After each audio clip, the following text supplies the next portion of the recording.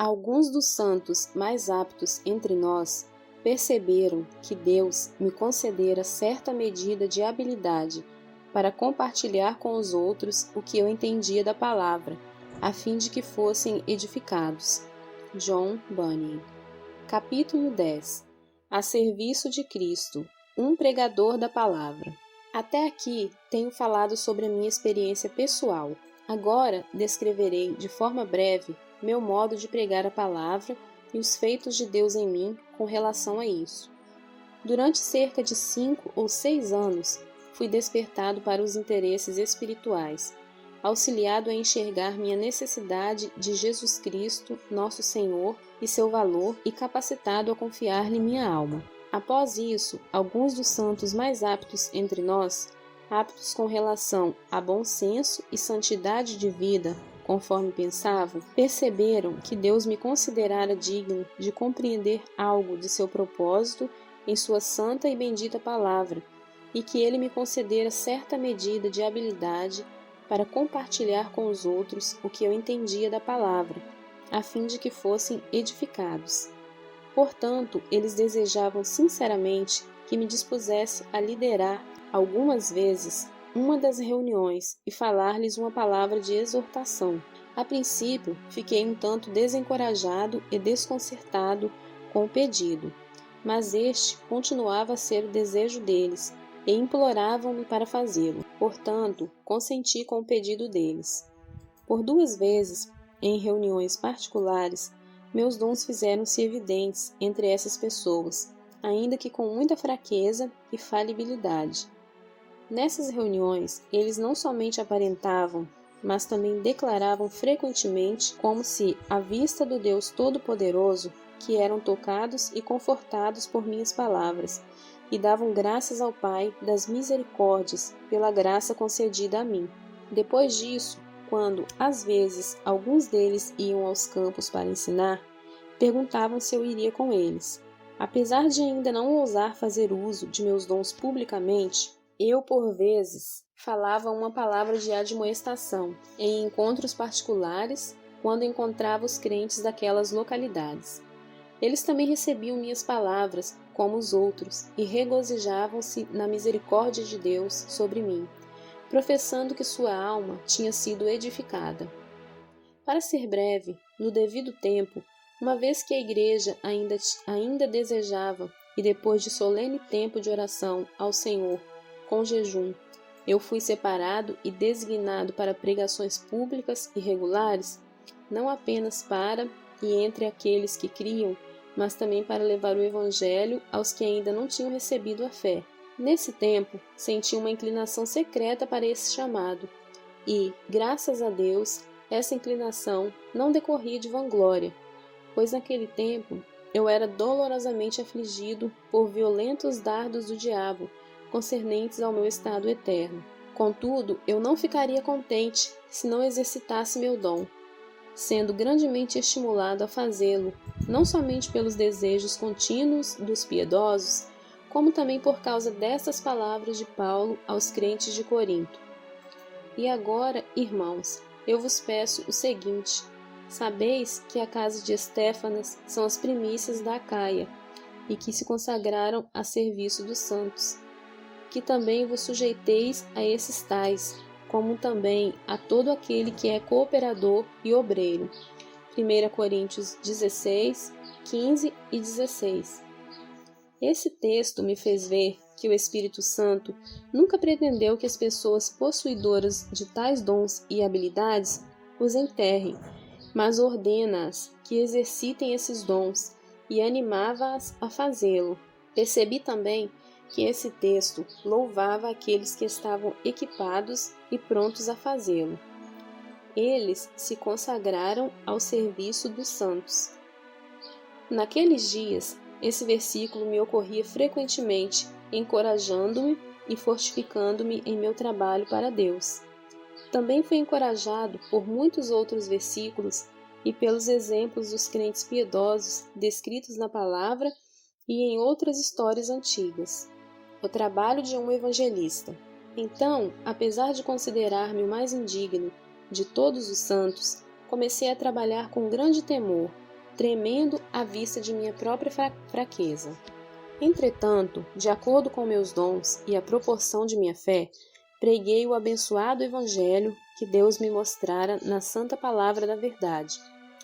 Quando, por meio de diversas informações, as pessoas mais simples tomavam conhecimento da minha pregação, elas vinham de todas as partes, centenas delas, para ouvir a palavra ser pregada.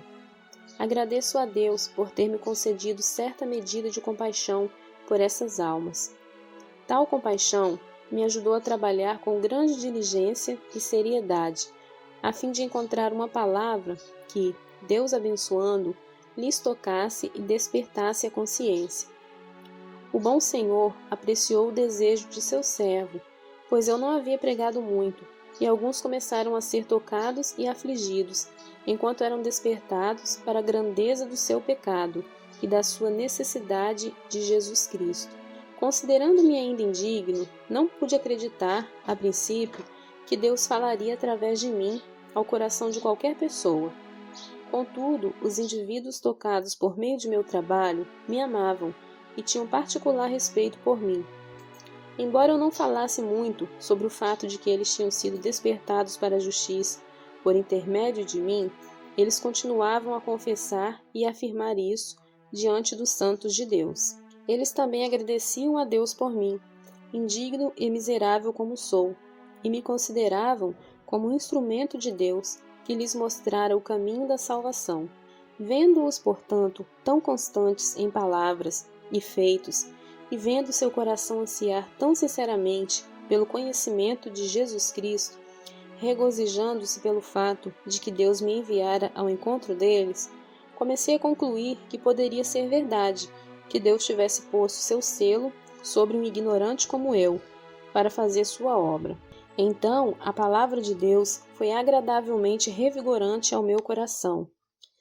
A bênção do que estava a perecer vinha sobre mim, e eu fazia rejubilar-se o coração da viúva. Jó 29:13.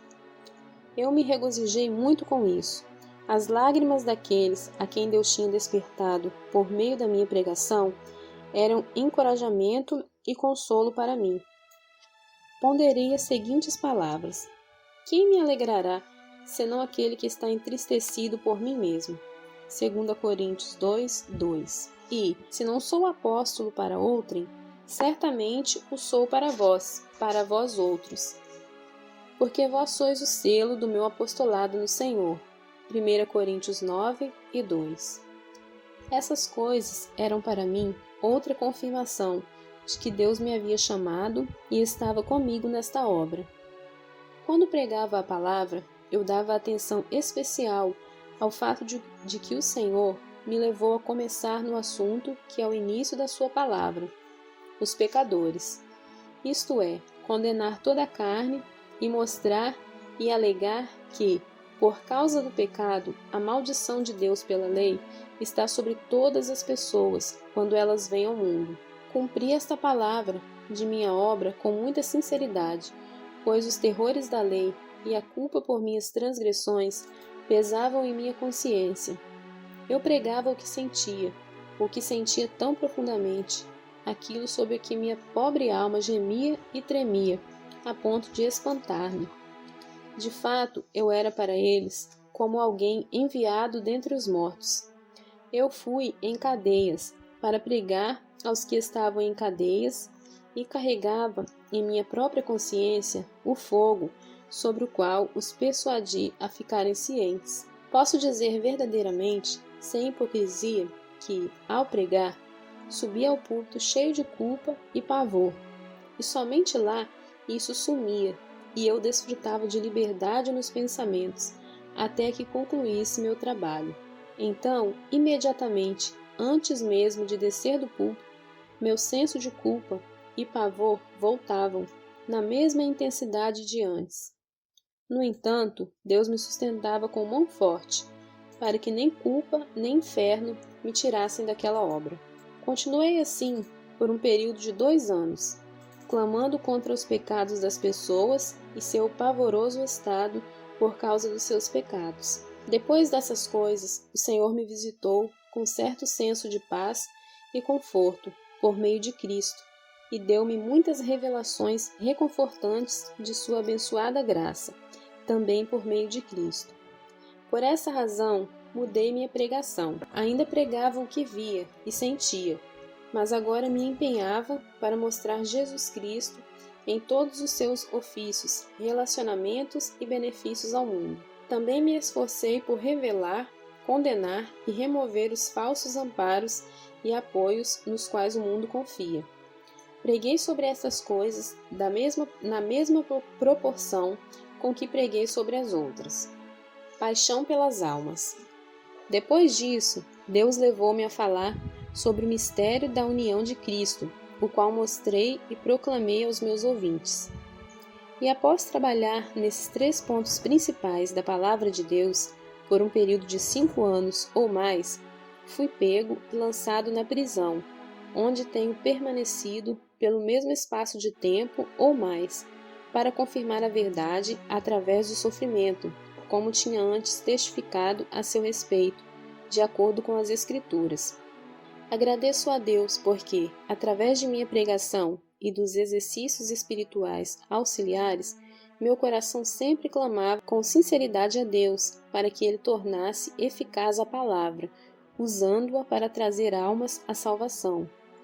Ainda me angustiava com receio de que o inimigo retirasse da minha consciência a palavra, tornando-a infrutífera. Então me esforcei por comunicá-la, de um modo que, sendo possível, os pecados fossem expostos e os culpados de cometê-los ficassem sob convicção.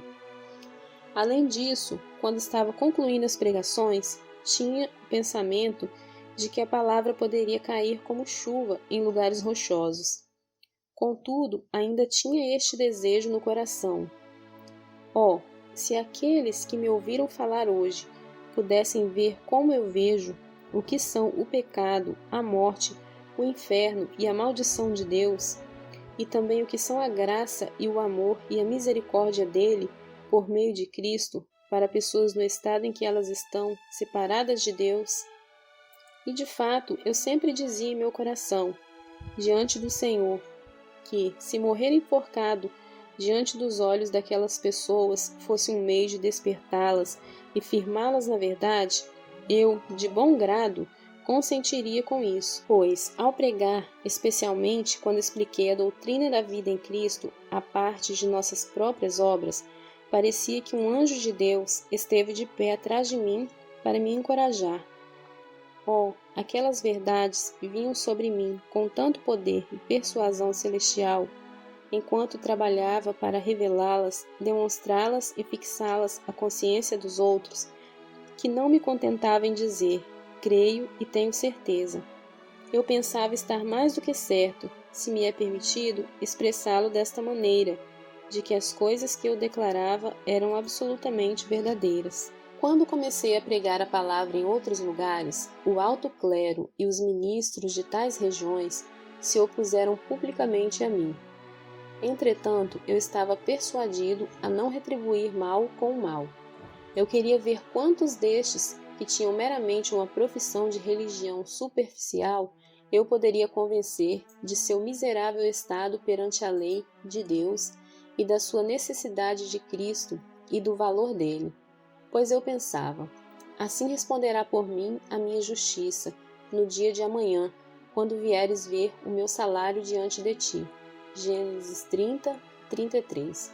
Nunca tive vontade de interferir nas coisas sobre as quais os santos discutiam, especialmente coisas sem importância, embora gostasse muito de argumentar com sinceridade em favor da palavra da fé e da remissão dos pecados, pela morte e pelos sofrimentos de Jesus.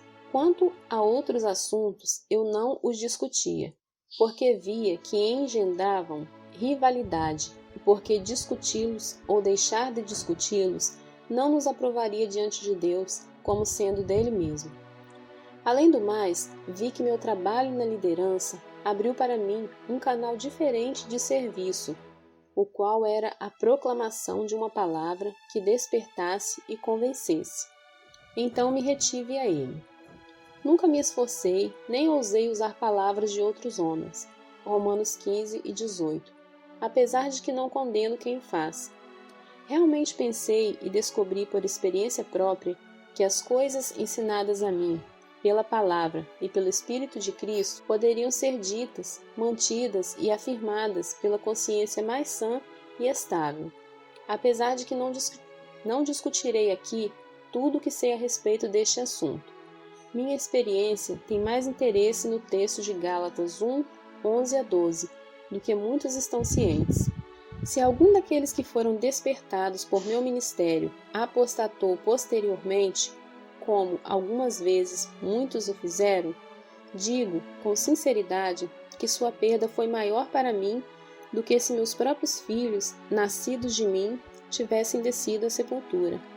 Acho que posso dizer, sem ofensa ao Senhor, que nada, a não ser o temor da perda da salvação de minha alma, me tocou tão profundamente. Para mim, a salvação deles era como se eu possuísse moradas boas e grandes, e terras de senhores ricos naqueles lugares onde meus filhos nasceram. Meu coração tanto se envolveu na glória desse excelente trabalho, que me considerei mais abençoado e honrado por Deus do que se ele me tivesse feito o imperador do mundo cristão, ou o senhor de toda a glória da terra, sem o seu chamado. Estas palavras! Aquele que converte o pecador do seu caminho errado, salvará da morte a alma dele. Tiago 5:20. O fruto do justo é a árvore de vida, e o que ganha almas é sábio. Provérbios 11:30. Os que forem sábios, pois, resplandecerão como o fulgor do firmamento, e os que a muitos conduzirem à justiça, como as estrelas, sempre e eternamente. Daniel 12:3. Pois quem é a nossa esperança, ou alegria, ou coroa em que exultamos na presença de nosso Senhor Jesus em sua vinda? Não sois vós? Sim, vós sois realmente a nossa glória e a nossa alegria. 1 Tessalonicenses 2, 19 e 20. Estes e muitos outros versículos semelhantes têm sido revigorantes para mim. Algumas observações sobre o trabalho ministerial. Tenho observado que onde trabalhei para Deus, Ele trabalhou primeiro em meu espírito e concedeu-me o desejo de pregar. Tenho observado que certas almas, em particular, ligam-se fortemente ao meu coração e que sou impelido a desejar sua salvação e que, depois disso, estas mesmas almas são dadas como frutos de meu ministério. Tenho observado que uma palavra dita à parte tem mais efeito num sermão do que todo o resto. Às vezes, quando pensava não ter feito bem algum, fiz o maior bem de todos. E outras vezes, quando pensava que deveria ganhá-los, pesquei, mas não apanhei nada. Também observei que, onde havia trabalho a fazer na vida de pecadores, ali o diabo começava a rugir nos corações, pela boca de seus servos. De fato, sempre que o mundo perverso se enfurecia, almas eram despertadas pela palavra. Posso mencionar exemplos particulares, mas me absterei de fazê-lo. Meu grande desejo, na realização do ministério, era alcançar os lugares do país onde existiam as maiores trevas espirituais, ou seja, trabalhar entre as pessoas que estivessem mais distantes de qualquer profissão de fé. Esse desejo não resultava do fato de que eu não conseguia suportar a luz. Eu não tinha medo de proclamar meu evangelho a qualquer um, e sim porque me inclinava mais ao trabalho de despertar e converter almas, e a mensagem que eu levava também se referia mais a esse tipo de pessoa, esforçando-me deste modo por pregar o evangelho, não o de Cristo já fora anunciado, para não edificar sobre fundamento alheio. Romanos 15:20. Em minha pregação, tenho realmente sofrido e trabalhado muito a fim de trazer filhos a Deus. Também não me satisfazia antes que algum fruto aparecesse em meu trabalho. Se eu fosse infrutífero, não me importava quem me elogiasse. Se eu fosse frutífero, não me importava quem me condenasse. Eu pensava nestas palavras: herança do Senhor são os filhos, o fruto do ventre, seu galardão. Como flechas na mão do guerreiro, assim os filhos da mocidade. Feliz o homem que enche deles a sua aljava. Não será envergonhado quando pleitear com os inimigos à porta. Salmo 127, 3 a 5. Não me alegrava em ver as pessoas absorverem minhas opiniões se pareciam ignorantes de Jesus Cristo e do valor de ser salvo por Ele. Uma convicção correta do pecado, especialmente do pecado de descrença, e um coração ansioso por ser salvo por Cristo, um coração que tem um forte desejo por uma alma verdadeiramente santificada. Isto era o que me deleitava. Essas eram as almas que eu considerava abençoadas. Tentações no trabalho ministerial. Contudo, nesta obra, como em todas as outras, tive tentações de vários tipos. Às vezes, em meu trabalho, eu era atacado com grande desânimo, medo de não ser capaz de pronunciar uma única palavra de edificação ou até de não conseguir falar qualquer coisa que tivesse sentido para as pessoas. Nessas ocasiões, uma estranha debilidade e falta de vigor sobrevinha ao meu corpo, de modo que minhas pernas mal podiam carregar-me ao lugar onde tinha de falar. Em outras ocasiões, enquanto estava pregando, era violentamente assaltado por pensamentos blasfemos e fortemente tentado a expressar esses pensamentos em voz alta, na presença da congregação.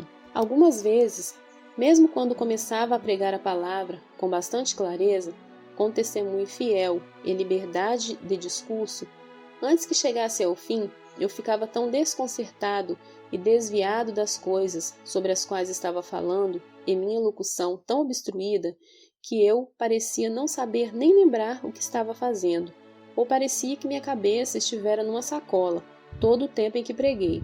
Às vezes, quando eu estava para pregar sobre alguma passagem penetrante e desafiante da palavra, o tentador sugeria: "O quê? Você vai pregar isso? Isso te condena. Sua própria alma é culpada disso. Não pregue sobre isso de jeito nenhum. Ou, se o fizer, interprete e aplique o texto de maneira que lhe permita escapar, a fim de que, em vez de despertar outros, você não coloque tanta culpa sobre sua própria alma, de forma que nunca possa se recuperar." Mas, graças a Deus, fui guardado de consentir com tão horrendas sugestões, e à semelhança de Sansão, tenho me inclinado com toda a minha força a condenar a transgressão e o pecado, onde quer que os encontre, mesmo que, ao fazê-lo, traga, de fato, culpa sobre minha consciência. Morra eu, pensei, com os filisteus. Juízes 16 e 30. Ao invés de lidar de um modo corrupto com a bendita palavra de Deus. Tu, pois, que ensinas a outrem, não te ensinas a ti mesmo? É muito melhor trazer juízo sobre si mesmo, pregando plena e fielmente a outros, do que deter a verdade pela injustiça, a fim de proteger-se do poder condenador da palavra. Bendito seja Deus, por seu socorro também aqui. Ao realizar esta bendita obra de Cristo, também era frequentemente tentado ao orgulho e à altivez de coração. E embora não ouse dizer que não fui afetado por estas coisas, o Senhor, em sua preciosa misericórdia, lidou comigo de tal modo que, na maioria das vezes, tive apenas o mais tênue desejo de ceder a essas coisas.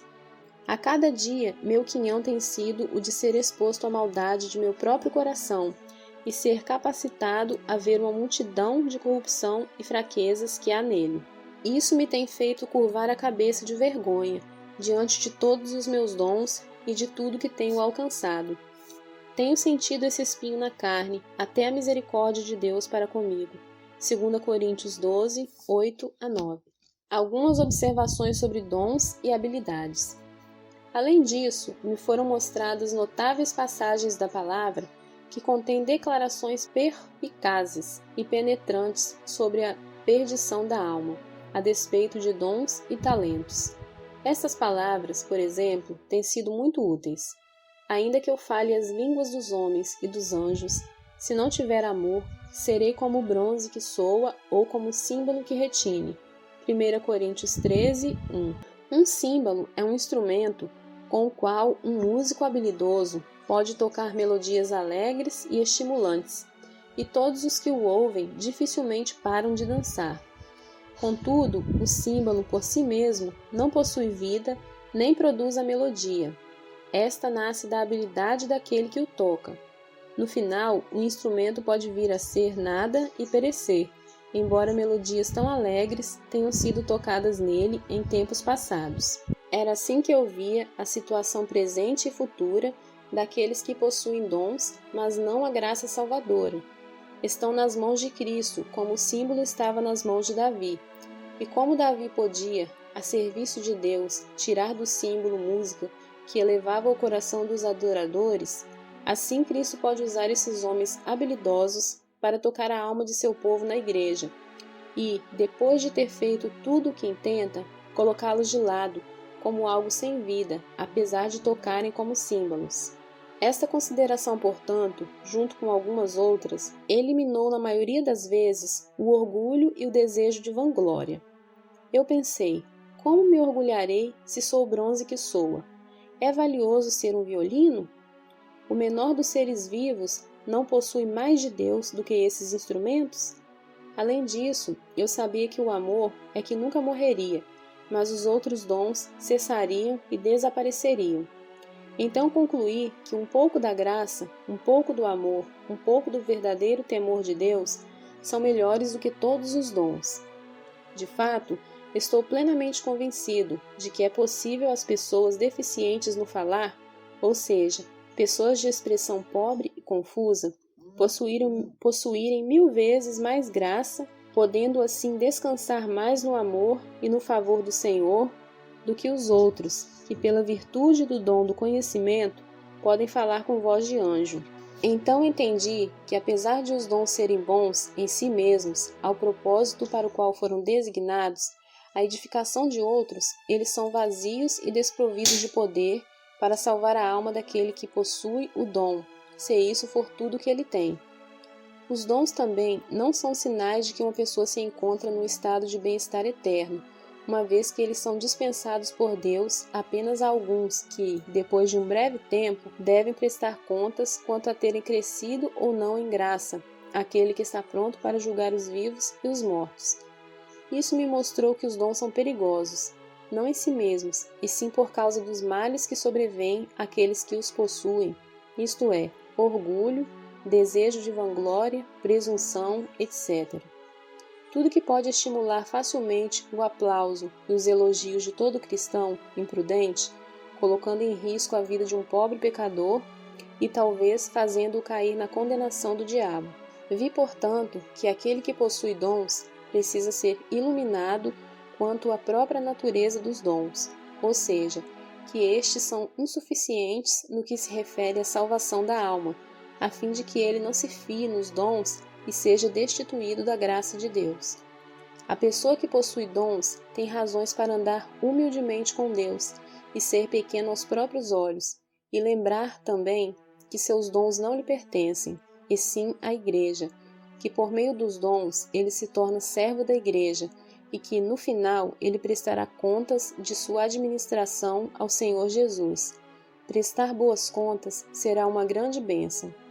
Que todos os homens, portanto, avaliem o temor do Senhor. Os dons são realmente desejáveis, mas grande graça e pequenos dons são melhores do que grandes dons sem a graça. Isso não significa que o Senhor concede dons e glória, e sim que o Senhor concede graça e glória. E bem-aventurado é aquele a quem o Senhor concede graça, verdadeira graça, pois esta é a verdadeira precursora da glória. Oposição no trabalho ministerial. Quando Satanás percebeu que suas tentações e assaltos não trariam o resultado desejado, isto é, destruir o ministério e tornar seus frutos ineficazes, ele tentou outro caminho: estimular a mente dos ignorantes e maliciosos para me atacarem com reprovações e acusações caluniosas. Posso dizer que os planos do diabo e seus instrumentos forjados contra mim circulavam de um lado a outro do país, com o objetivo de, como eu já disse, me fazer abandonar o ministério. Entre as pessoas começaram a espalhar-se rumores de que eu era um bruxo, um jesuíta, um salteador ou coisa assim. A tudo isso, devo apenas dizer que Deus sabe que sou inocente. Mas quanto aos meus acusadores, que se preparem para me encontrar diante do tribunal do Filho de Deus, para responder por todas essas coisas e por suas demais iniquidades, a não ser que Deus lhes conceda arrependimento. E oro com todo o meu coração para que ele faça isso. Mas o que propagaram com a mais audaz segurança foi que eu tinha amantes, prostitutas, filhos ilegítimos, 2 mulheres ao mesmo tempo, e coisas deste tipo. Eu me glorio nessas acusações difamatórias, como também nas outras, pois elas não passam de calúnias, mentiras absurdas e abomináveis, e falsidades lançadas sobre mim pelo diabo e sua prole. Se no mundo eu não passasse por esse perverso caminho, me faltaria uma das características dos santos e dos filhos de Deus. Bem-aventurados sois, diz o Senhor Jesus, quando por minha causa vos injuriarem e vos perseguirem, e mentindo disserem todo mal contra vós. Regozijai-vos e exultai, porque é grande o vosso galardão nos céus, pois assim perseguiram os profetas que viveram antes de vós. Mateus 5, 11 e 12. Por conseguinte, quanto a mim, essas coisas não são causa de aflição. Não, ainda que fossem 20 vezes piores do que são. Tenho uma consciência tranquila, e enquanto falam de mim como um malfeitor, quem acusa falsamente minha boa conduta em Cristo é que deve se envergonhar. Então, o que devo dizer àqueles que me têm desonrado dessa maneira? Devo ameaçá-los? Devo censurá-los? Devo lisonjeá-los? Devo pedir-lhes que retenham sua língua? Não, não devo. Se essas coisas não tornassem seus autores e cúmplices prontos para a maldição, eu lhes diria: podem dizer isso, porque assim vocês aumentarão a minha glória. Portanto, tomo essas mentiras e acusações caluniosas como ornamento para minha pessoa. Ser difamado, caluniado, censurado e ultrajado faz parte da minha profissão cristã.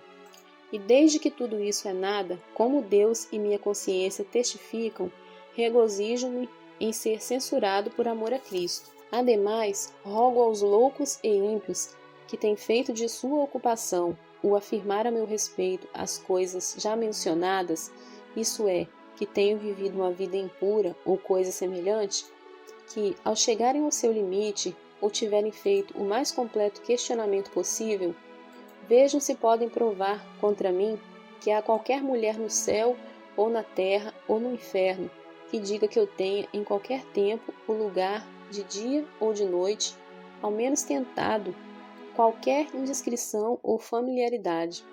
Estou falando assim para implorar que meus inimigos pensem bem em mim? Não, não estou. Nesse assunto, não implorarei o favor de ninguém. Para mim, tanto faz se acreditem ou não. Meus adversários erraram o alvo quando atiraram em mim. Eu não sou a pessoa a quem buscam.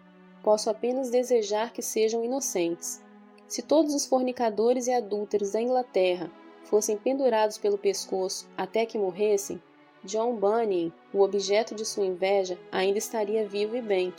Com exceção de minha esposa, não conheço outra mulher viva debaixo do céu, a não ser pelas roupas que ela veste, por seus filhos ou pela maneira normal de conhecermos as pessoas. Admiro a sabedoria de Deus nisso, em Ele me ter feito prudente a esse respeito, desde a minha conversão até aqui. Aqueles dos quais tenho sido mais intimamente conhecido sabem e podem testemunhar que é raro me verem comportar-me de modo familiar para com mulheres. A forma comum de cumprimentos me é detestável, é repulsivo para mim em quem quer que eu veja. Não posso aprovar ser encontrado sozinho em companhia de mulheres, pois penso que estas coisas são inapropriadas. Quando vejo bons homens cumprimentando as mulheres que eles visitam ou que os visitaram, tenho por vezes levantado objeção a isso. E, quando eles respondem que tal atitude é apenas um ato comum de cortesia, digo-lhes que isso não é uma opinião apropriada. Alguns, de fato, estimulavam o beijo santo. Então eu questionava, por que eles fazem essa exceção nessa prática? Por que cumprimentam as mais bonitas dessa maneira e ignoram as que não são atraentes? Bem, ainda que tais coisas sejam elogiáveis aos olhos dos outros, são inconvenientes aos meus olhos. E agora, para concluir este assunto, não apelo somente aos homens, mas também aos anjos, que provem se sou culpado de quebrar os votos matrimoniais. Não tenho medo de fazer isso pela segunda vez, sabendo que neste assunto não ofendo o Senhor por rogar-lhe que apresente um relato sobre minha alma, porque sei que nessas coisas sou inocente.